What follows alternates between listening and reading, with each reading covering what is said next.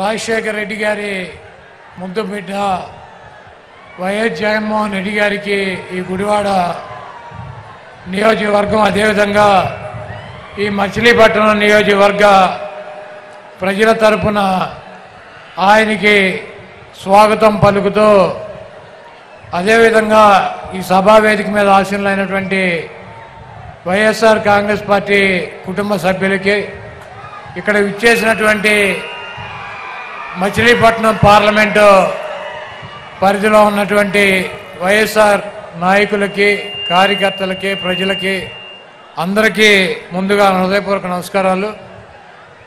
ఈ సిద్ధం సభ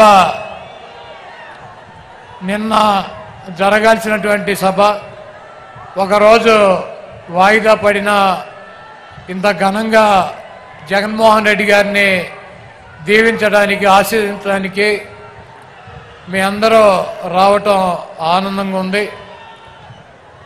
ఈ రాష్ట్రంలో 5 సంవత్సరాల నుంచి జగన్మోహన్ రెడ్డి గారి పరిపాలనలో స్కూల్కి వెళ్ళేటువంటి పిల్లల కాడి నుంచి వృద్ధాప్యం వచ్చినటువంటి అవ్వాతాతల వరకు వాళ్ళకి కావలసినటువంటి ప్రతి అవసరాన్ని తీర్చుతున్నటువంటి ప్రభుత్వం వైఎస్ జగన్మోహన్ రెడ్డి గారి ప్రభుత్వం. ఈరోజు గ్రామాన వార్డున సచివాలయాలు ఏర్పాటు చేసి వాలంటీర్ వ్యవస్థను తీసుకువచ్చి ప్రజలకు అందించాల్సినటువంటి ప్రతి సౌకర్యాన్ని డైరెక్ట్గా మధ్యలో ఎటువంటి దళారులు లేకుండా ప్రజల ముందుకి పాలన తీసుకొచ్చినటువంటి గాంధీ గారు కళ్ళకన్నటువంటి గ్రామ స్వరాజ్యాన్ని తీసుకొచ్చినటువంటి నాయకుడు జగన్మోహన్ రెడ్డి గారు.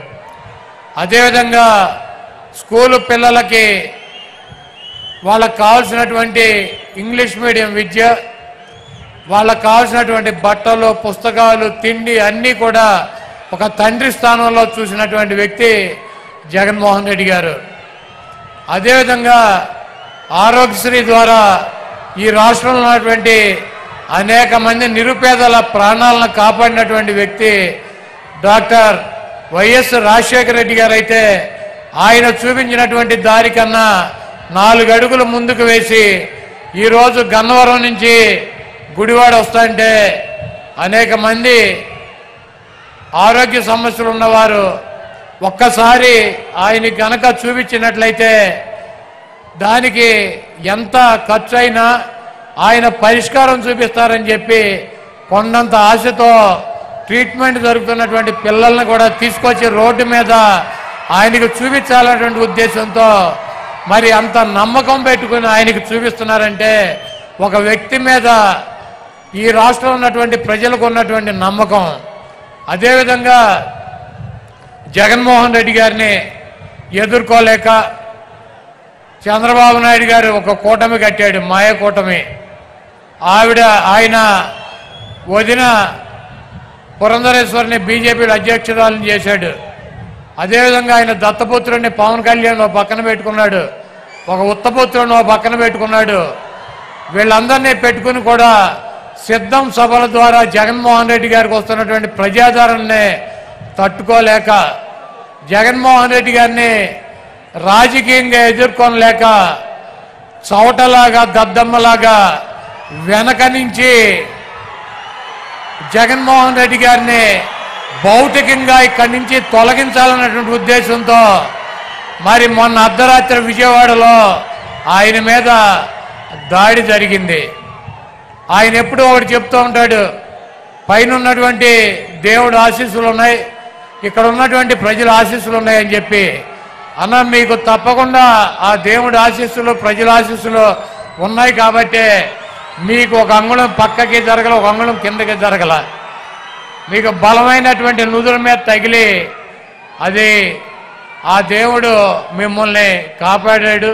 ఆ ప్రజల ఆశీస్సులతో మీరు రాబోయే రోజుల్లో తప్పకుండా ఇంకొక 50 రోజుల్లో ఈ రాష్ట్రానికి ముఖ్యమంత్రి అవుతారు. చంద్రబాబు కాదు కదా, వాడి బాబు ఖర్జూర నాయుడు వచ్చినా కూడా మీ ఎంట్రిక ముక్క కూడా పీకలేడు. మీ దమ్ము, మీ ధైర్యం, మీ ఉన్నటువంటి నిబద్ధత మేము దగ్గర నుంచి చూసినటువంటి వ్యక్తులం. మీది స్వచ్ఛమైనటువంటి చిరునవ్వు. మీరు చెప్పినటువంటి మాట తూచా తప్పకుండా నిలబడేటువంటి తత్వం మీది. ఒక ఓటు కోసం, ఒక పదవి కోసం ఒక్క చిన్న అబద్ధం కూడా మీతో చెప్పించలేనటువంటి పరిస్థితి 5 సంవత్సరాలుగా మేము మిమ్మల్ని దగ్గర నుంచి చూసాం. ఒక్క చిన్న అబద్ధం చెప్పండి అన్న అని చెప్పి బతిమాలను కూడా ఒక చిన్న అబద్ధం కూడా చెప్పించలేము ఆయనతో.